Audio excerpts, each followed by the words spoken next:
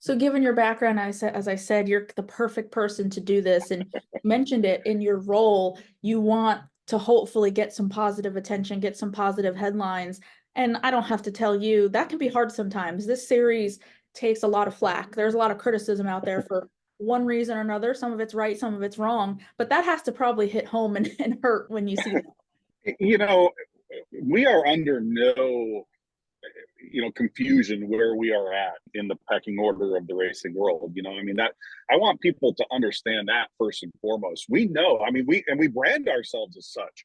We are the first step that young drivers are going to take from that local short track. If you want to go race in the Craftsman Truck Series and the Xfinity Series, we're that first step you're going to take once you make that decision. You're going to come from, the open wheel world or late models at your local short track. And if you want to come and race at Daytona, you're going to come and race in the ARCA Menards Series.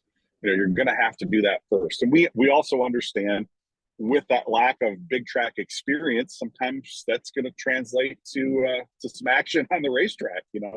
But the question that I always ask people when you see some of that commentary and some of that criticism is, okay, so yeah, somebody may have made what you consider to be a boneheaded move in a race at Daytona, for instance. Okay, do you want them to make that move in the truck race or in the Xfinity race? Because if ARCA's not there, that's what's going to happen. You have to have a series for people to learn, and part of learning is making those mistakes.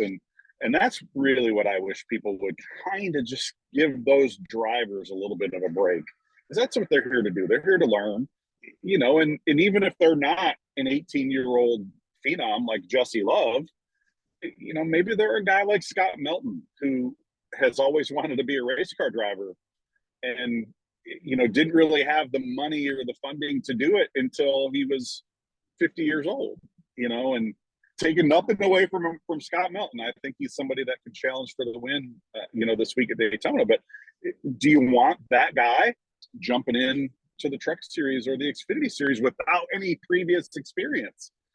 I think the answer to all of those things is no. They wouldn't want that. So this is the perfect training ground to come and get that valuable experience that you're going to then take on to that next level.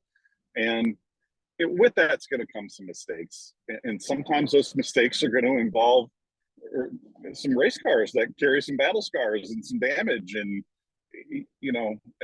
it's so easy to make those judgments and those criticisms, but that's really what's happening. Is these drivers are just out there learning and gaining experience and learning what works, learning what doesn't. And yeah, it's hard sometimes to get those positive headlines, but I think you always do. You try to find those silver linings, and even when you have a tough day, sometimes the guy who ends up in victory lane is a great story, or sometimes there's other ways that you can put that positive spin on. I don't necessarily like that term positive spin, because it makes it seem like you're being disingenuous, but for lack of a better term, sometimes there is a better way to put that positive spin on something. You don't always have to just linger over what didn't work out. You try to find the things that did work out.